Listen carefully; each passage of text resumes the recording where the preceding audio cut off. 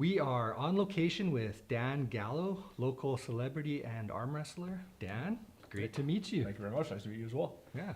So you grew up in Prince George and you are known probably for being like a championship arm wrestler, right? That's probably how people know you. Yeah.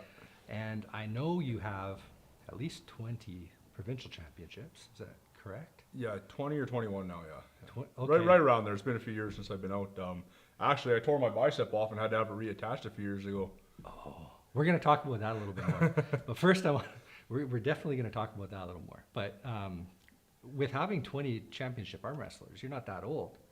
No, I'm turning 41 this year. 41. So you've been doing this a long time. Yeah, just over 20 years now. Okay, let's talk about high school a little bit, because you must have gotten into it around then. Yeah, I love playing rugby. Like I say, I've always been athletic, and it was something we always did. Like we were always in our high school had a gym upstairs, tucked away in the corner, so we were always in the back there working out, and we would always just arm wrestle over a school desk. And then where I was working at the time, like I've always been in the heavy duty industry, but I was working at the time, you kind of arm wrestle some of the mechanics, right? Think you're strong, and they had a tournament when I was either 14 or 15 in high school, and I ended up winning it. And then as soon as I graduated high school, like I played rugby till I graduated, and as soon as I graduated, I ended up meeting up with Vern Martel, one of the guys I was working with at the time. He's like, oh, you got to go meet Vern, So I went over and met Vern, and I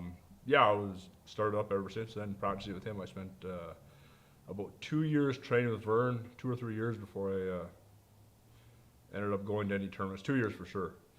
Wow. So you were training with Vern when you were in high school? Well, just after high school, yeah. Wow. Yeah. That must have been exciting for you. Oh yeah. Well, I mean, the first time I met Vern, I mean, he's not a very big guy, right? Like, he's a little guy. He's only got the one arm. You kind of like, you kind of underestimate the guy a little bit, and then you kind of take a look at everything he's done, and it's like, holy cow, right? You've been able to do this.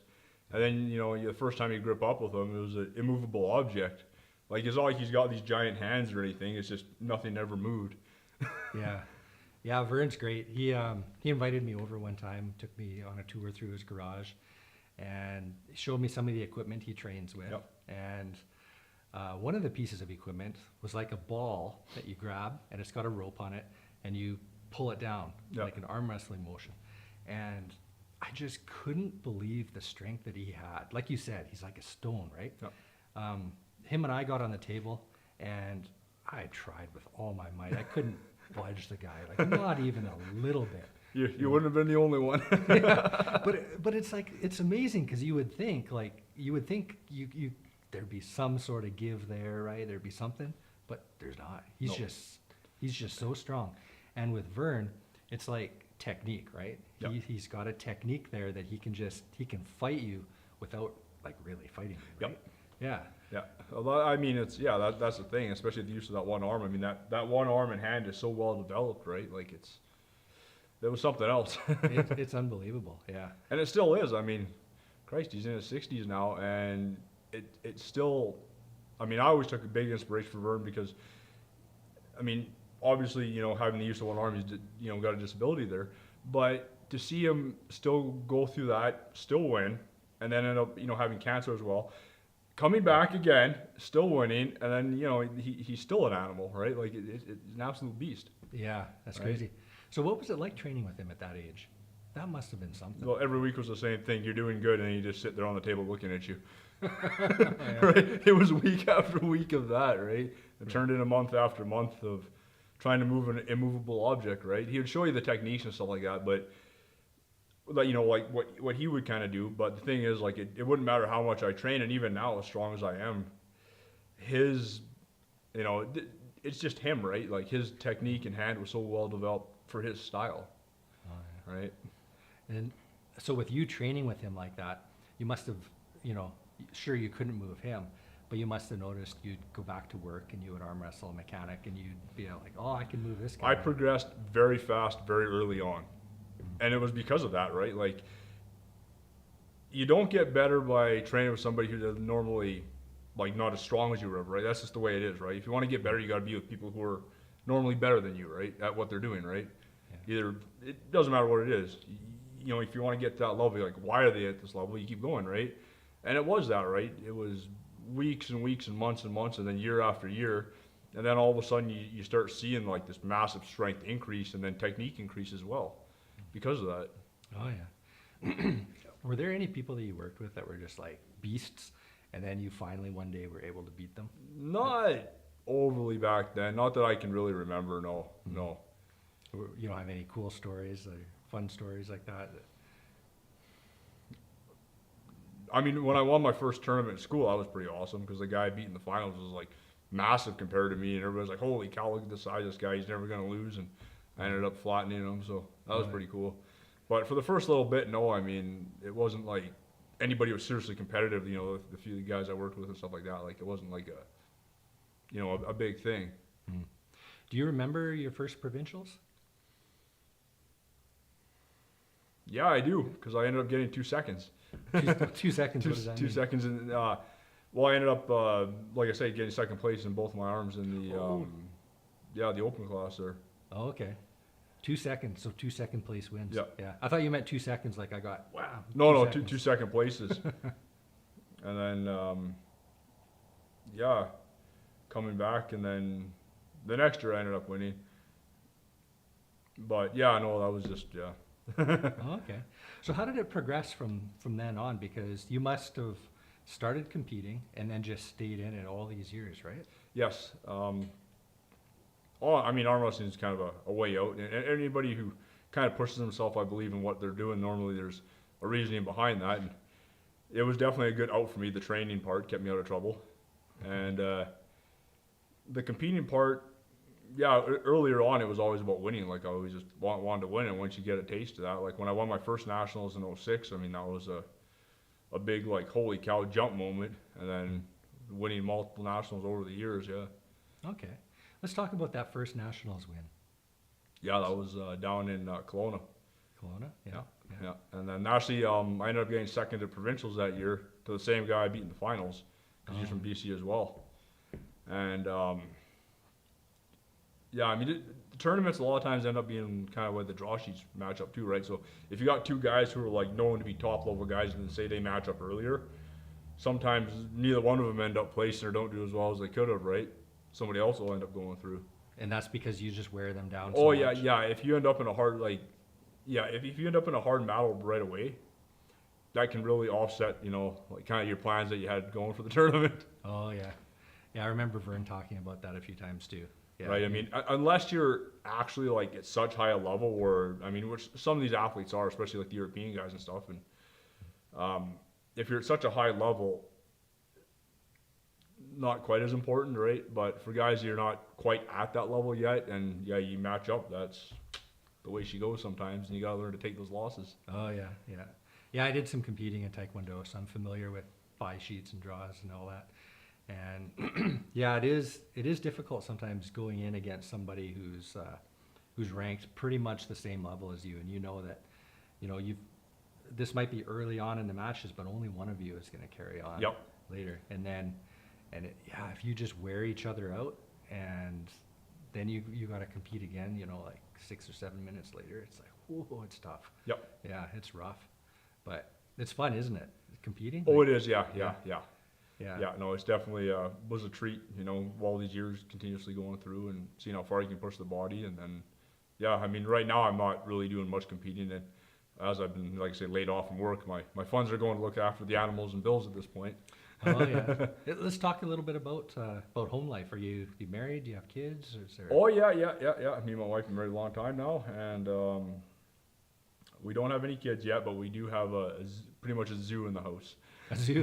We call it the zoo anyway, but there's 3 big aquariums in the basement. We got lots of like bishers and lungfish and eels, and then upstairs we got like a 4-foot tegu, it's a big lizard. 4 feet? 4 feet, yeah. Oh. He's like a little puppy dog, right? Like he'll literally, when I feed him a lot of times, he'll sit in my lap and I spoon feed the thing. A 4-foot lizard sits in your lap? Yep. Oh yeah.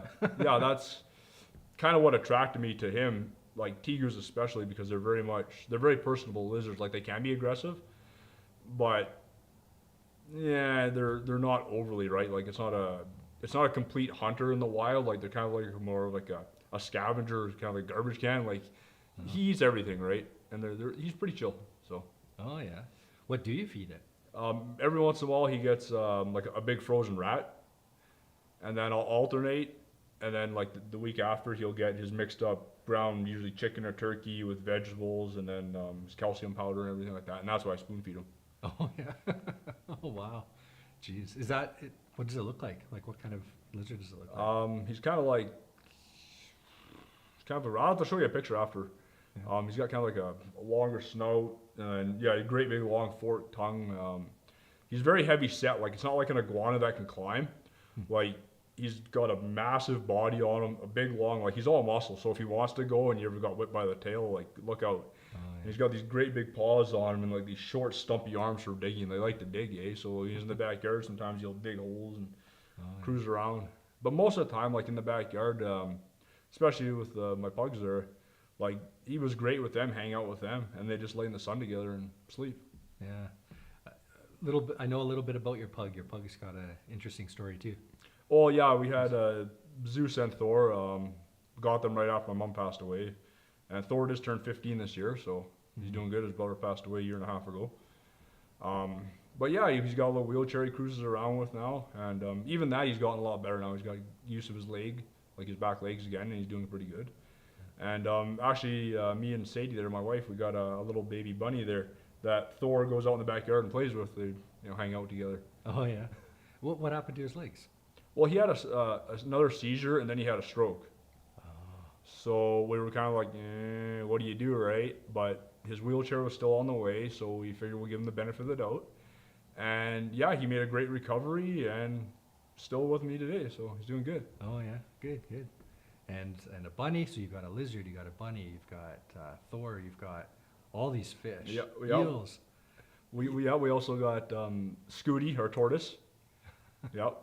He's definitely got a lot of attitude. A little boy there. They don't get very big. Like Herman tortoises aren't very big, but full of attitude. Right, little battle tank around the house, runs into everything, and you put him in the backyard, he just beelines. And then we also have an Indonesian blue tongue we've had for, oh Christ, he's about 12, 13 now. And we got a couple gliders. One glider now, actually, the other one passed away, and the other one's kind of on its way out. They're about 13 now, we figure. We got them secondhand, right, so they weren't as babies when we got them. And then we also have a big boa constrictor just at 7 feet. Boa constrictor. Yep. 7 feet. Yeah. Supposedly a male. I haven't. I didn't get him as a baby too. He's, the lady who sold him to us was kind of getting a little leery because he's getting bigger, right? So he's supposed to be a male, and we should be looking maybe top out about 8 feet. But I've also heard this is kind of he'll be what he'll be. But I've heard he can get all the way up to about 12, 13, which I mean, that's quite a variance in there. But I mean, he's a boa, so he's not going to be huge, right? But even the size of him now, if he gets wrapped around your leg, sometimes you need somebody else to give him a hand getting off. Put it that way. No kidding. Yeah. Oh yeah. Are they they're friendly towards you? Like. Well, the lady we got him from showed us baby pictures of when she got him, and he was like his, little tiny noodle, and he was always well handled, like handled all the time. And yeah, he's never shown any aggression towards us. Like he looks at you the same way you would during feeding time, pretty much, right? There's no real difference there, right? He gets a little tiny bit cranky when he goes into shed, right? Like, cause like everything, he goes into shed, so his skin's all falling off there. Oh yeah. But yeah, no aggression. He, comes out, hangs out. The one guy I trained with, Jacob there, we've used him as a weight. Arnold's used him as I call him Arnold. That became Jacob's nickname years ago. But we put him around his waist. He does chin-ups with him. Hangs out with us, yeah. Oh yeah. How heavy is he? I'm honestly not sure. Right now, I'd say maybe only about 12 pounds. Oh, 12, 13 pounds. Okay. Like he's not massive yet. So it's got a lot of growing left to do. Yeah. Yeah. Oh. What made you gravitate towards animals like that? I've always been interested in exotics, and I always just love being around animals. Yeah. Just kind of feel like something different than the everyday, or. I've just always liked animals. I've never really thought too much about that. I've always had more of a thing with animals than I've had people over the years in my experience. So. Oh, yeah. You ever have to worry about the bunny and the boa? And Oh no, they don't come out at the same time. Trust me. okay. When the snake comes out, everything else gets put away, right? 'Cause, Even Thor. If he sees the dog, he'll start kind of aiming towards the dog, right? Like it's in their nature, right? Like a person's got to understand. Like even with my lizard, people are like, well, why would you have a dangerous animal? Like dogs attack people all the time. There's less attacks, if somebody has a snake or a lizard, because a lot of times those owners are more, I don't want to say responsible, but you pay more attention to the signs, right? Like, and most people trust their dogs not to do anything, and they do, right? Like, I'm not going to let normally somebody just, start grabbing the snake's head or my dinosaur's face and start pulling on him, right? It's one of those things, like, and even with the big lizard, right? Like, he's awesome. He was a little cranky when we brought him home when I first opened up the enclosure we brought him in. But, yeah, I mean, it's not something you're going to start, pestering too much, right? Like, you got to give them their respect. Yeah. And you give them their respect. I mean, it's such a rewarding thing being around them and watching them too, right? Oh yeah. I mean, it doesn't give you quite the affection like a dog or a cat would, but it's definitely a very neat experience. Yeah, interesting. Okay. Well, let's talk a little bit more about the early days arm wrestling. Okay. I want to get kind of a feel of your progression kind of into tournaments, because with you being starting so young, right, and then getting into those tournaments early on and still progressing towards it, like there must have been, like you must have seen everything at an event, at events and at different matches, right? Yep. Like, so tell me some of the things that you've seen that kind of really impressed you at tournaments, like as far as people go. Well, once again, honestly, Vern, because the first few years, I mean, Vern, like I started, and Vern was still cleaning house on everybody, before he, ended up with the kind of cancer and stuff. But just watching him go, right? I mean, literally, especially like when I started, it was, here's Vern who weighs less than almost everybody. He's like a 150-pound guy.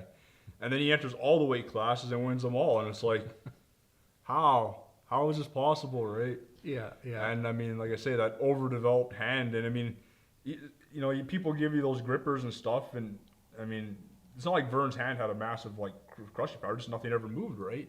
And you get to a tournament, it'd be the same thing, It wasn't bad if a guy's in his weight class, you can't move him.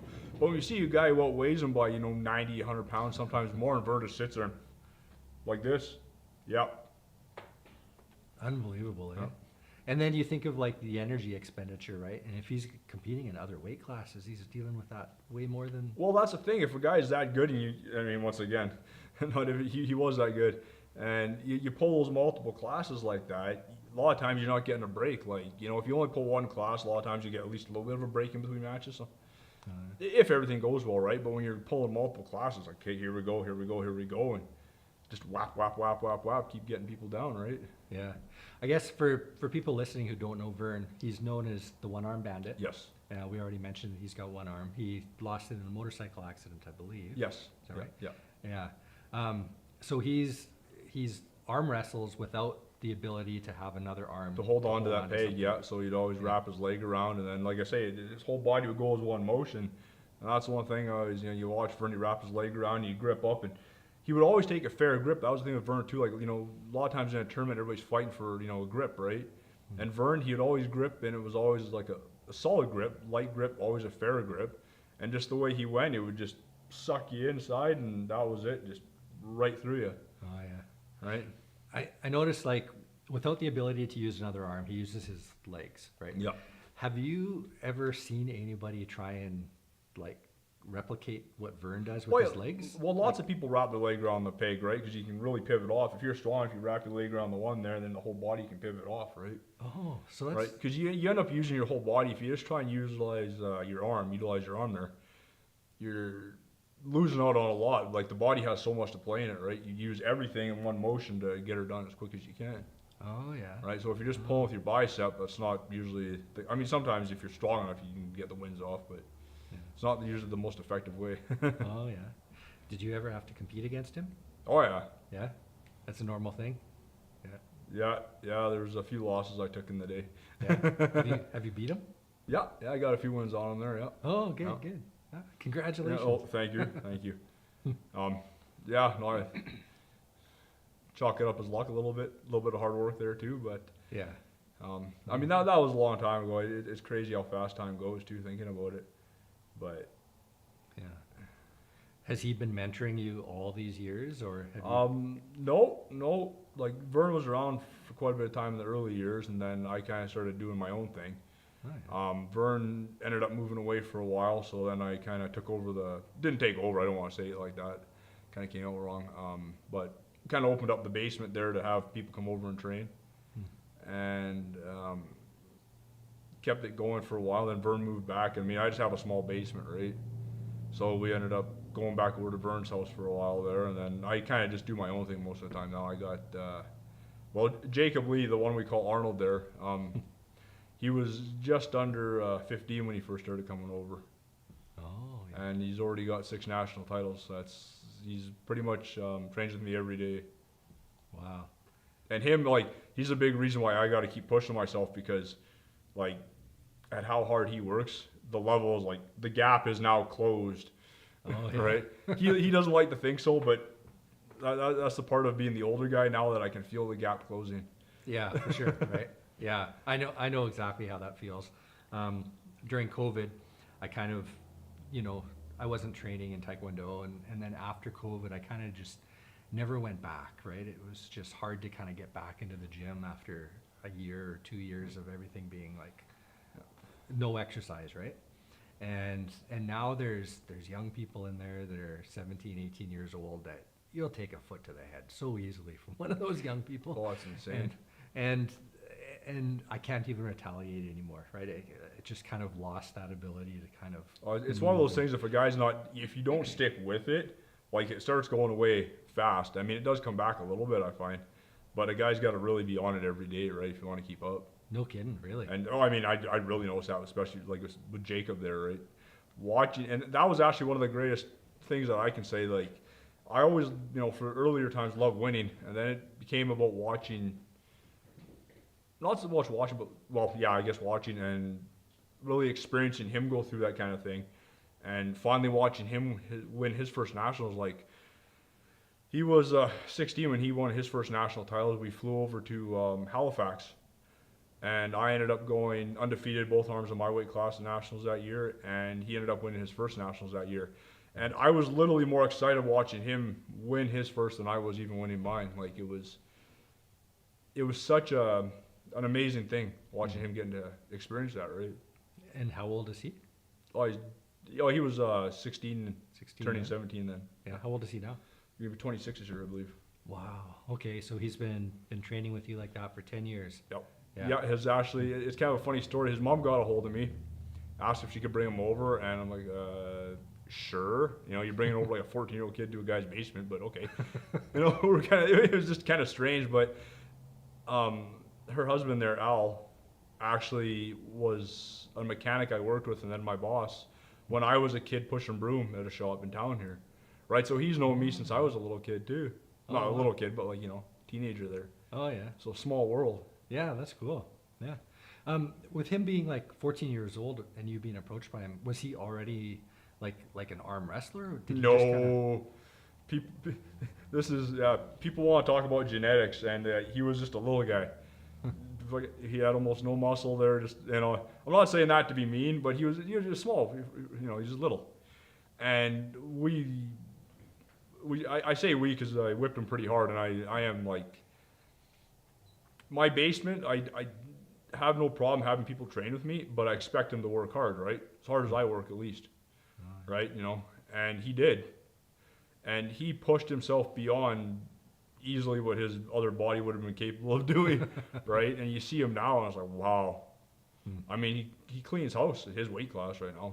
Oh, yeah. So I think the next time he goes to nationals, we're going to be jumping up weight class. Oh, yeah. So I feel bad for anybody Nice, who's going to have to go against him. Like I say, even we train every day, and I get up in the morning still, even though I've been laid off, to make sure I'm training harder and harder, because that gap is closing, right? And I get it. There is going to become a time here, hopefully not till a few more years goes down the road, but that gap is going to completely close. So he keeps me on my toes. And then his actually another good friend of ours, Jacob, the other Jacob Cundy there, he's been coming over training as well. and growing quite fast. But he's got more of a body type like I do. Like the way I'm built, I hang on to body fat in a hurry, but I build muscle very, very easily. And Jacob's kind of that way too, the other one. And watching him, like, it's like, holy cow, like, these young guys are really keeping me on my toes. Oh yeah, that sounds fun. It sounds like a fun group of people. It is, yeah. Well, I mean, they all work hard, right? Like, they both of them have a work ethic like none other for training. Oh yeah. Right. And when you're not arm wrestling, are you doing other stuff? Like you mentioned rugby in school. Oh yeah, no, I actually kind of, when I stopped growing, when I got stuck at this height, 5'7", I kind of started giving that up a bit. Oh yeah. You see some of those guys on the field there, it's like, but yeah, no, actually, when I started doing the arm wrestling and stuff like that, that just kind of took over. Okay. What about like running and stuff like that? Does cardio kind of play a part? Yeah, me and my wife Sadie, we love hiking and stuff like that. Lots of hiking, lots of walking. I'm not, trust me, I'm not going to be a long distance runner anytime soon. My cardio is walking or hiking. Okay, so but cardio doesn't really play a factor in. Well, honestly, I watch pretty much everything I put in my body from my diet because, like I say, I gain body fat very fast, and the older I get, the harder it is to get back down to my weight class. Oh yeah. Right? Like when I'm heavier, it's great for training, but when I'm getting ready to do tournaments, it's like, Christ, now I got to make this like 20-pound weight cut, and it's like, uh-oh. Yeah. So now I've been trying to stay closer and closer to my weight all the time, right? That's tough. Yeah. I definitely don't miss that part of my lifestyle. Yeah, no, that's definitely not. I mean, it becomes a lifestyle, right? I mean, I don't really think anything of it anymore, and then allow myself a cheat meal on the weekend, you know. Oh yeah. Cool. Okay, well tell me a little bit about like, okay, I'm gonna just ask this. Guy like myself, like skinny little arms.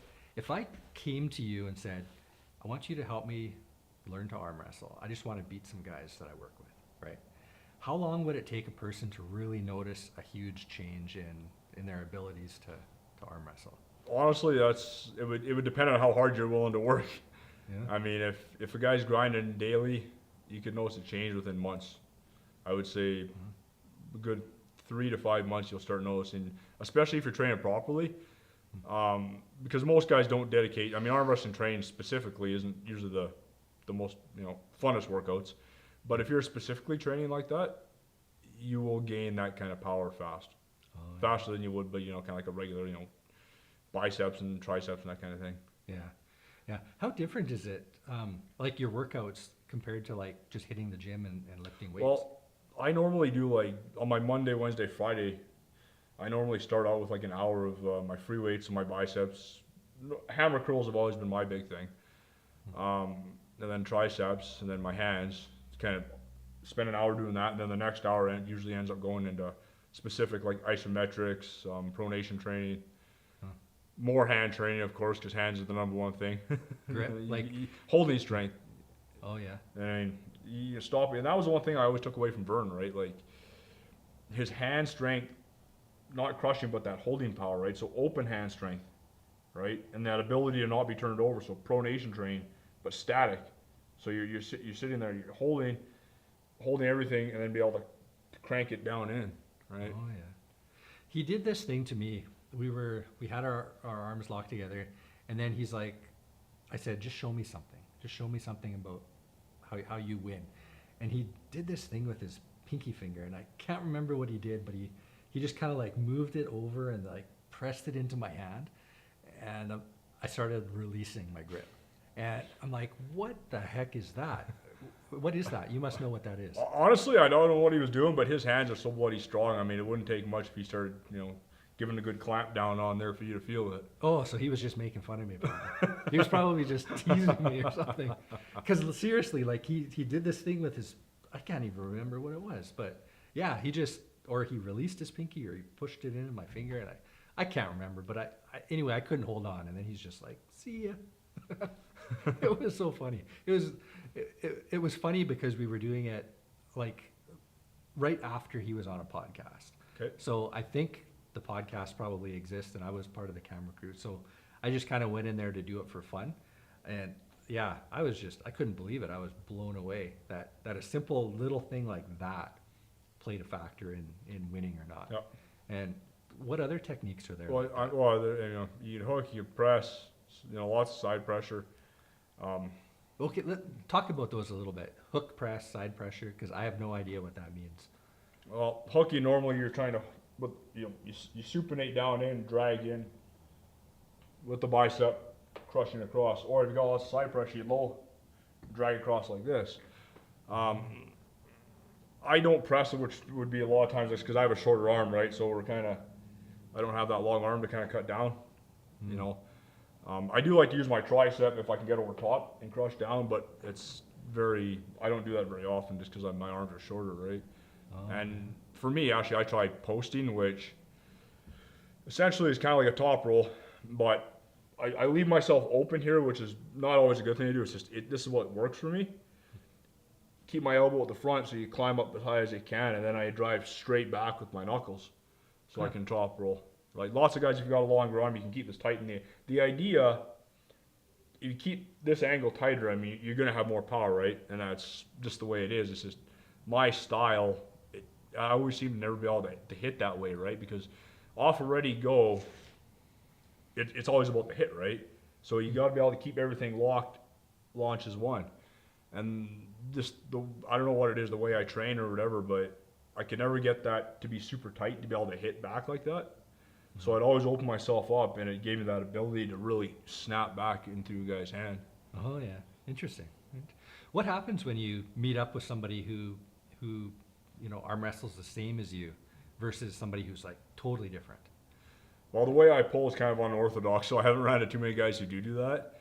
But when guys are, with any luck, if they're better or the same, you got to change up your technique on the fly, right? So you have to be well rounded. A guy has to kind of have what they do, but you also got to be able to kind of jump in and do other things too. But on the fly, like you don't want to overthink it. Like I'm always trying to go by feeling, right? Sometimes you got to plan out. Like so, if you're, pulling a guy that you've never pulled before, and you kind of watch how his style is and stuff like that, to give yourself a bit of an idea. But when it comes to like actually being at the table, like. Gotta be like that. Oh, yeah. Okay, are you able to fake people out while you're doing that? Well, once again, my body's kind of the way it is, so I'm not usually you pretty much know what I'm doing when I'm going for it most of the time. Oh yeah. But, There's no kind of movement you can do to make somebody think like, oh, he's gonna go. Just the way I train with me, no, it's not. My left arm is definitely a little more better for that, which is kind of weird because I'm right-handed. But yeah, no, I'm pretty. You pretty much know what's going to happen when I'm pulling. Oh, okay. Yeah. And so then training somebody like Jacob, right? What is he developing your skills, or is he learning his own as well? Well, he's developed like he trains similar to I do, pretty much the same, but at the same time, like he does work on his own too, right? So. He develops something, and that's one thing I try and tell everybody, like, don't just follow one guy because you're not that guy, right? Like, he's not me, I'm not him, Take what you can, utilize it to be better, but then you got to kind of work on yourself to be you, right? Oh. So he's got to kind of develop his own thing too, and he definitely has, and he is very versatile. Like, when we train, like, he's all over the place, and that's one thing with him because after we're done working out, I like to set up how, like, can we win a tournament? Mm-hmm. And I get him to hit. Like, I don't get him to go into positions and just try and outpower. I get him to set up and bam, as hard as he can. And I mean, once we're warmed up, like, people kind of, like, look at us and, like, wow, it's pretty crazy going hard like that. But after we've worked out for 2 hours, I mean, you're all warmed up. The chance of injury is pretty well nil at this point, right? It's not like going into a tournament when you're not warmed up like you could be, and you're ready to go. After you're all warmed up and you do that, it's you're good to go the next day. Oh, yeah. But he is so fast when he hits. Like, it's absolutely incredible. You watch his matches, and it's just you barely get to see him a lot of times. Really? Yeah. That quick. So when you say hit, that's when that's already go. Yeah. Yeah. Oh yeah. Sorry. Oh yeah, he is so well developed, like I say, and that's from us after our workouts. Setting up, taking a good grip, and then I don't say ready, go. I let him do his thing, right? And like work on that reaction time. And if I'm not reacting right away, like I'm in trouble already. Oh yeah, yeah. Is it referees that do the table? Yes, yeah. When you're in a tournament, you have referees. Yeah. Yeah. One of the things I've noticed is they hold your hands, right? So they're like, you have to wait, right? Yeah. And they hold you in position or something like that. Yeah. They try and give you a fair grip. If you don't get a fair grip within a minute, there normally they put you in a ref's grip. A ref's grip. Yeah, where they set the grip up for you. Either one knuckle covered or no knuckle covered. They set you up in the ref's grip, which is something that I like. And actually, the ref's grip ended up helping me win my nationals when we went to Halifax that year, because I'm sure that guy ended up knocking out there, Elaine from Quebec. I ended up getting literally crushed by him the year before. Like, you seen this guy at Wayne's and he just kept staring at me, right? And I'm like, never met him before. And he literally crushed me in the tournament. He said, Gallo, I come for you. And literally, I hit with everything I had. And he looked at me and smiled and literally put me down. I'm like, are you kidding me? Yeah. And I ended up getting a ref script with him the year after at Halifax. And I think that was the deciding factor on that and speed. Because if he would have stopped me, I think it would have been a different story. Oh, okay. So you said the ref will set your grip. I've noticed that on one of Vern's videos. They were making their grip, and then his opponent just kept releasing, and he was getting frustrated that he wasn't able to get a grip on Vern's hand. Is that what was happening there, you think? Yes. I mean, I don't know, pulling with Vern, he always felt like gripping up fine, just the way it is, but it's just when you try and do anything with Vern's hand, most of the time it didn't move, right? So I can see why people would be frustrated with that. Yeah. Right. Well, I remember this guy just kept releasing, and then he would kind of pace, and then he would come back and try and grip again, and then he would release again. And then finally the referee had to come in and they did something. So was that the ref grip then? Yeah, that would have been a referee's grip, yeah. Oh, okay. Yeah. So then they hold your hands and they wait until the match is ready to start. Yeah, and I said, if there's any movement or anything, like if you don't get a ref's grip, sometimes you can kind of get cheated out of the grip a little bit, which, yeah, you put yourself at a disadvantage. Or if you're on the other side at an advantage, right, if you get away with it.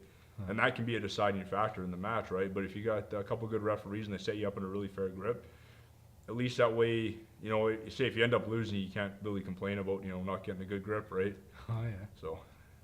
Okay. So then you're gripped up and the match is about to start, and there must be, what starts the match? Like, is it like a whistle? Is it Usually go or ready go.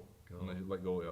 And you said no movement before that. Yeah, so you get used to, especially in a ref grip, like if you don't get in a ref grip, you can load up a little bit. But if you get in that ref grip, it gets a little tougher to kind of hide that load up. We're all like, yeah, then you can really use the speed off the ref grip, I find too, right?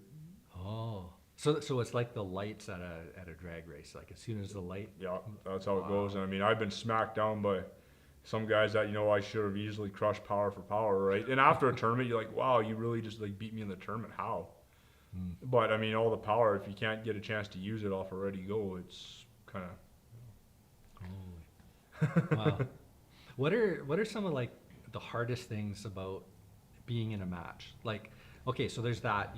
You need to go like right off the go, right? And your opponent is going too.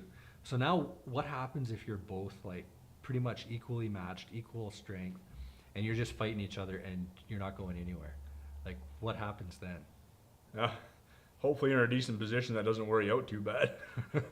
Is that when you're kind of burning all your energy? Yes, and you gotta be able to kind of, if you can get to a position that's comfortable for you and you can sit and wait without burning too much energy, right? Like certain guys everybody's built a little different, so certain guys have positions where they can kind of sit and wait, and if you can just breathe in that position and wait it out, and it doesn't burn you out too bad, you might have a solid chance.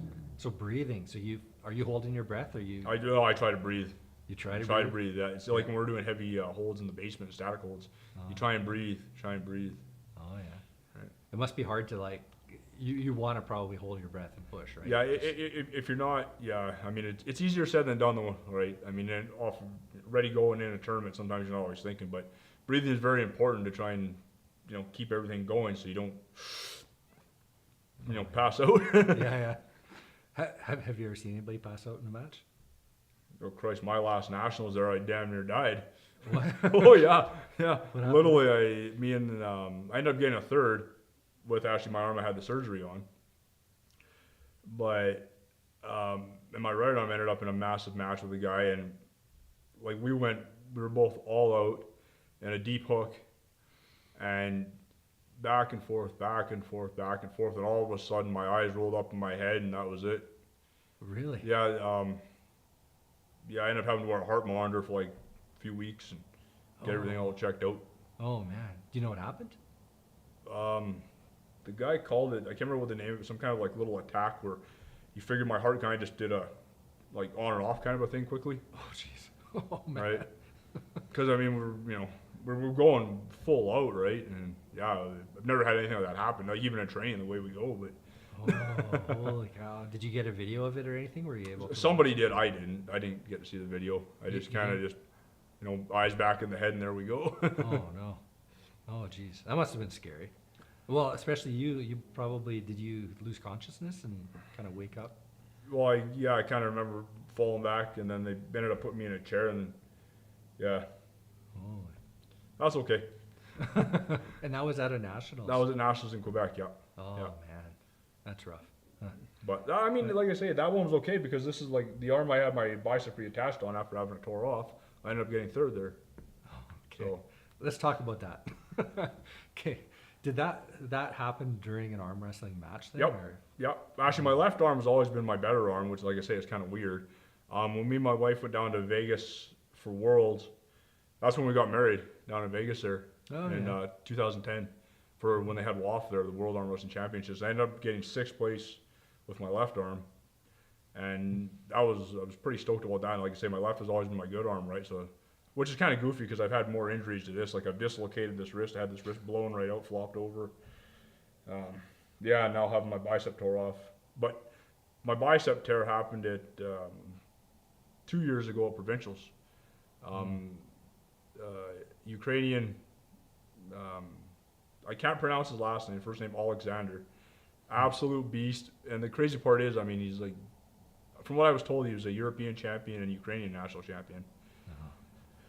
So, like I say, it's another level, right? And he's like a 150-pound guy. So you're looking at him like, man, you're not very big, but the amount of power he's able to generate, and we were straight up and down. That was like he beat me the first match, and then we came back through. So we're in the semifinals there, straight up and down, and being that even, I felt a bit of a pop, and I didn't think too much of it. I was like, okay, whatever. But I obviously I can't pull now, right? So dropped out of the tournament, and then about 2 hours later, maybe a little bit longer, like the pump had going away, and I'm laying in the hotel room bed, and I'm looking down, and like, there's a problem here, right? And the long head of the bicep had torn off, and it was down here, so I had a big ball of bicep down here. Oh, ouch. It didn't hurt too bad. But the good part is they got me into surgery right away. Like we drove back up on Monday. Tuesday I went to see the surgeon, and on Saturday I was in the hospital Oh wow. getting it reattached. Oh jeez. And what they did was both the surgeons here that looked at me, because the normal fix, if the muscle doesn't tear but if the tendon tears, what they'll do is they'll screw the tendon back to the bone, right? That's the normal fix for the long head, right? But because I did it arm wrestling, they're like, okay, well, we're not going to touch your bone because now there's a spot where the bone can break, right? Once they put a hole in there, you don't want that. Oh. And because I had enough of a tendon, what both of them recommended was, what they did was they pulled the bicep over the long head a bit, they looped it around my pec and sewed it into my pec, right? So you can see how the long head, like this one here would come up straight, attached to the way it's supposed to be. This one here kind of pulls over a bit, the long head, Uh-huh. but now it's glued into my pec. Oh yeah. Do you have to be really cautious about that still? No. No. You probably should be though. No, well, I mean, he said it should be as good as new once it heals up. Oh boy. And I mean, like I say, it's adhered to the pec now, so hopefully it doesn't go. But yeah, I mean, getting third at nationals really, it was nice to actually get a chance to test it out. And we've been training every day with it, and it feels very, very strong right now. Oh yeah. Cool. And so like you said, torn bicep, wrist problem. What, like dislocated wrist? Is Yeah, I that- ended up in a match. This was in Ottawa years ago. and my wrist popped out, then popped back in and flopped out. And that took months to heal. Like during the match? Yeah, I ended up in the straps, and I had control, and it felt good.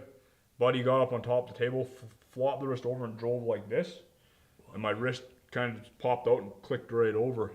Oh, jeez. And yeah, that took months and months to heal. Did he notice when that happened? I mean, at that point, none of us really. It was like, and then, uh-oh. Oh, yeah. Yeah. It's just kind of like you just... Yeah, it happened so fast, right? Oh, yeah. Wow. Oh, geez. So when something like that happens, he's pushing against you. He has no idea. You know something popped. You just kind of, he's still like... Yeah. Yeah. Yeah. Oh, man. Just like, okay, we're done here, and that's it. So I had to drop out of that one, too. Oh, no. Oh, jeez. Well, at least you never, like, competed with pneumonia or something crazy like that, right? No. Actually, one year at provincials, I ended up it's kind of funny you say that, because I think it was pneumonia. I ended up going and hanging on through. I knew that. I looked that up online and I read something like that. So I was like, I gotta know more about this. Yeah. No, I've definitely pushed my body. Yeah. Well, I mean, it's all part of the sport, right? You know, if you're not using your body. Yeah, you do what you love. Right? Absolutely. Yeah, anybody who's successful or good at what they do, they push themselves. And well, that's the thing. Most people give up, I find, and a lot of people I've met, they get, they give up, because it's hard work to want to always be a competitor. And that's one thing I've learned over the last few years. It's not always about, years ago it was always about winning. Not so much now. It was honestly more about watching other people win. It became, like I say, watching Jacob win. It was absolutely phenomenal. yeah. Training other people and watching them succeed. But honestly, just trying to be my best. And I understand the fact that, I'm never going to be as good as the Kazakhstan, young guy who started out when he's 10 years old and he's 18 years old and he's already bigger than I am and he's breaking people winning worlds, right? Like, it's the reality of it. But it still, getting up every day and knowing that, I got a chance to actually work and try and be my best at something I love to do. Like, why would you not? Yeah, exactly. If you love it, you just do it. Just make it fun too, right? Yeah. So Jacob is somebody you're training. You said there was somebody else? Yeah, the other Jacob. Jacob. Yeah, Jacob Gundy there. He's a really good friend of Jacob's, a really good friend of mine. And watching him, he's got more of a body type like I do, so he builds fast. So, yep, you're going to have to watch out for him. Oh, yeah. How old is he? Same age as Jacob. So I think he just turned 26, or he'll be 26 this year. So. Okay. So they're two Jacobs are going to have to go compete against each other and against other people. And Yep. Nice. Yeah. Well, that's cool. That must be kind of nice for you to kind of be bringing people up, Yep. 15 years younger than yourself. And Yep. Yeah. What do you have? Okay, you must have goals and kind of plans for them or hopes for them, I guess, right? Oh yeah, that's why I whip Jacob every day. Yeah. Yeah, no, I always push him. But yeah, he's got his own goals, right? It's good watching him. Otherwise, he wouldn't keep showing up and putting himself through it, right? It's not always so much fun showing up every day to train, but getting out there and showing up for yourself is a big part of it, right? Yeah. And like I say, so many people give up on what they want. A good friend of mine, Alex Maritzis there, he's been dominating the arm wrestling world, and he's started around the same time I did. And it took him quite a few years before he won his first nationals, right? I think he didn't get his first nationals until 2019. But the thing is, the guy never gave up. And you see him now, and it's like, wow, you progressed so far, right? And like I say, it's not giving up. I had so much success earlier on, and I'll say a lot of it's luck. I work hard too, right? I'll always chalk up some of it to luck because of the draw sheets. But, a person not giving up, you never know how far you can go. And Yeah. What are their goals? Those two well, guys? with Jacobs, he's going to be jumping up weight class next time to win nationals again, and then hopefully, there was a rumor that they're going to be bringing the World Arm Wrestling Federation Championships back to Canada in 2027. So I don't know. I honestly don't pay a lot of attention to the politics. I try not to worry myself with stuff that's kind of out of my control that way. But there's the organization split a few years ago. There was the IFA, International Federation of Arm Wrestling, and the World Arm Wrestling Federation. They had a split, so like competitors have been pulled over and countries have been pulled over to one, so everything's a mess. Oh yeah. For like, instead of having one set World Arm Wrestling Championship that everybody's united under, now it's torn apart. So Right. Same thing happened with Taekwondo. They got the International Taekwondo Federation and the World Taekwondo Federation. And ITF and WTF are totally different. They're totally different from each other too. Like as far as techniques and like the matches, you know, like point scoring, stuff like that has all changed. Like between the two. okay. Is it like that with arm wrestling? Like did they split because they had different views on where? Oh, the there's sport- definitely different views. Yeah. But like I say, I didn't get too much into it.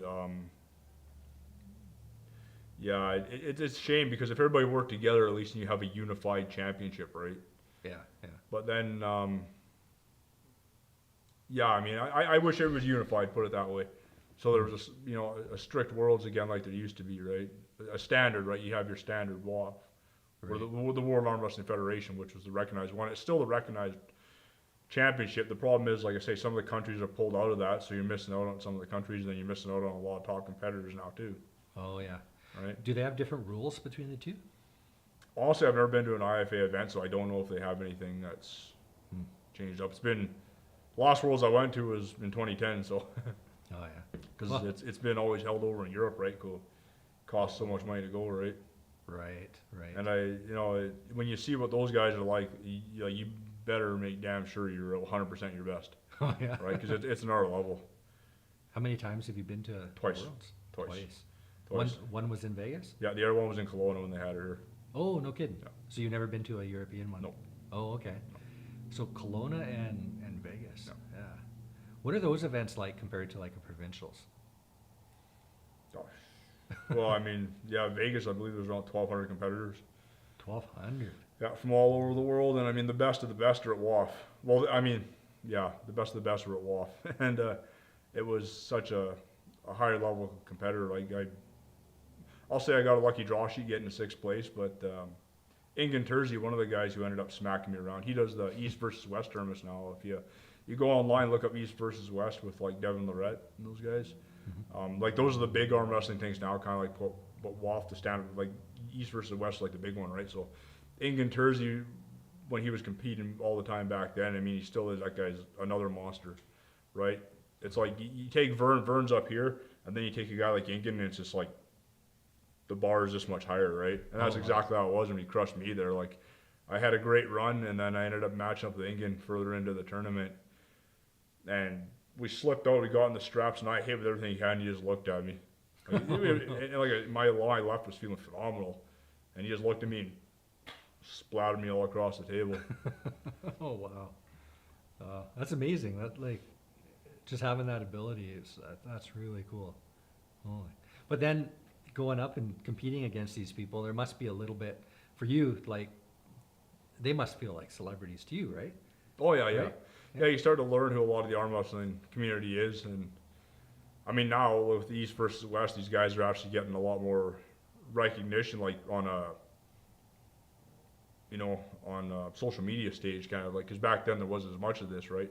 With social media, everything's kind of blowing up, especially with Devin Lorette's been a massive one for North America, with the arm wrestling social media, right? And then with Ingan doing the East versus West tournaments, I mean, you have the best European guys going against the biggest and the best of what they got over in North America, So I mean, Devin Lorette from Canada here, and there's lots of big guys from the States, but getting to get in there and actually get a chance, right? Oh yeah. Vern had said he had met people like Sylvester Stallone. He was kind of part of, was it called Over the Top? Over the Top, yeah. Yeah, he wasn't part of the cast, but he was like. Yeah, he was supposed to be in it, I think, before he had his accident there. Oh yeah, he was, eh? Okay. You ever meet anybody like that? Like. Well, actually, funny story. Me and my wife were in Columbus, Ohio for the Arnold Sports Festival, and Stallone was supposed to hand out the awards at that tournament, and they told us that way, and Stallone was giving out the awards, so don't pester him, And I ended up getting third there. I fouled out to a guy from Slovakia, and you know what? I'll say I won because the one video shows me squashing him, but the one ref said I didn't. So you know what? I'll take it how it is. Oh jeez. But anyway, I got third, The guy who won that, George Zakowicz, I think he was in his late 60s at the time. And that guy, he never lost at the Arnolds, right? So here's a prime example of pulling out of a tournament, dropping, match. Because me and him matched, I think it was third or fourth round at the Arnolds. And this guy's never lost, right? I mean, he's beaten some of the best in the world at our weight. And we slipped out, I hit again, in the straps, didn't move. Lifted my arm to get a restart, same thing. And George had a move where he'd sit underneath the table like this and just lock and wait you out, right? That's all he did with me too. So instead of burning myself out early, I threw the match and came up to the B side. And then the next day I ended up getting third. Oh, yeah. But anyway, yeah, we got to the awards, and Randy Couture was giving me my award. Oh, yeah. And yeah, I was actually like a little bummed out. I mean, not to say nothing against Randy Couture. I mean, that was awesome. But like Stallone, somebody we grew up watching, like Rambo and Rocky, and Yeah. Yeah, that's cool. Yeah, Couture is a big name too. oh my God, yeah. I think I actually saw him fight 25 years ago. Like, he's been doing it a long time. Oh, yeah. Right? Yeah. Okay. So I just wasn't sure of the first name Randy. I was like, that doesn't seem totally familiar, but yeah, I think. Yeah, time goes by fast. Everybody's getting old now. Yeah, I know, right? Yeah, every time I wake up in the morning, I'm like, oh man, I feel 10 years older. Cool. Well, man, we've been chatting about arm wrestling for so long. Were there any topics you wanted to talk about that I might have missed, or? Honestly, I mean, anything you want. Yeah. Well, I'd like to hear more about these two young guys coming into arm wrestling, because, like, the two Jacobs, I'm going to call them the two Jacobs. But because it's interesting to me that you started at that young age with Vern, Yeah. and Vern kind of brought you up to this level of competing at nationals and stuff. And now you're doing the same for these two young guys. They're training hard, they're working hard, and they're now competing at nationals as well. And they'll probably do the same for people too, right? They'll Yep. probably bring people on, and when they're your age, they'll be doing the exact same thing. Like, you already said kind of like that's exciting to watch them, but do you do coaching when you're with them? I've never considered myself really much of a coach. I show the guys what I do. They take that to, take out of it what they do. But then, like, I tell everybody, like, I want you to do your thing too, right? Because not everybody, the way, you're going to pull and the way you're going to be in a tournament is going to be the way I am, right? You figure out you, right? So find out what works for you. Because, you'll tell somebody you need to do this and this and this, but if that's not how they're going to be able to do it, they're just going to get more screwed up by the time they get to a tournament, right? Like, you got to be comfortable and literally focused on what you're doing, right? When you say these guys kind of have developed their own style, right? They're not you, right? So No, they're not me, no. And that's the one thing about it. I want them to develop their styles, right? And then by that, I mean, you take a little bit from everybody. That's the thing, like, because if they take so much from one guy, you develop like that one guy. But the problem is that one guy's move works for him. There's a good chance it's not just going to work for you, right? Like, you have to be able to develop around that. So take what you can. Sometimes it does, but you got to be able to build your own movements around that too, right? Oh yeah. Have they ever shown you something that you weren't expecting? Like, have they done anything that kind of was like out of the box and you're Not overly, no. But the way they both are, I mean, especially, well, Jacob Lee there with the speed, the one we call Arnold. I mean, the speed and the hitting power. And then Jacob Cundy there with his technique, because he's very technical, right? Mm-hmm. And watching him at how fast he's coming along, because the smaller Jacob Lee there, I mean, he was, smaller frame, right? But he's been doing this for so long, he's built up so much raw power, right? Where the other Jacob, now he's become very technical. No. But with a body type kind of more like mine, so he's literally focused on technique a lot, right? And training very technical, not so much brute house. Like, for years I won by, like, years ago there wasn't quite as much information as there is now. It wasn't quite trained as specific.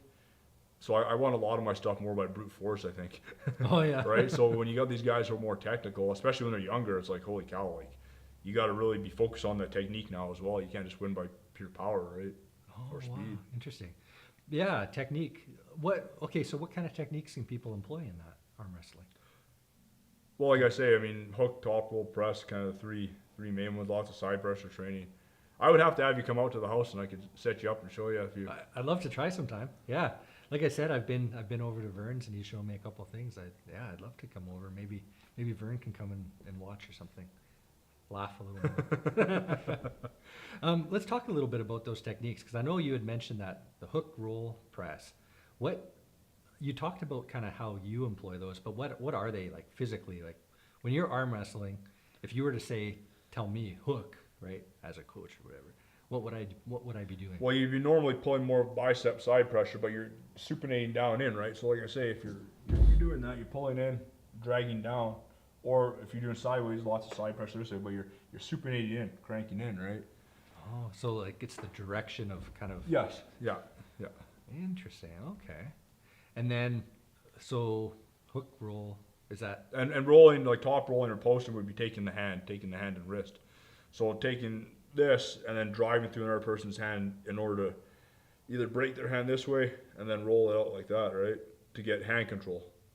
Okay.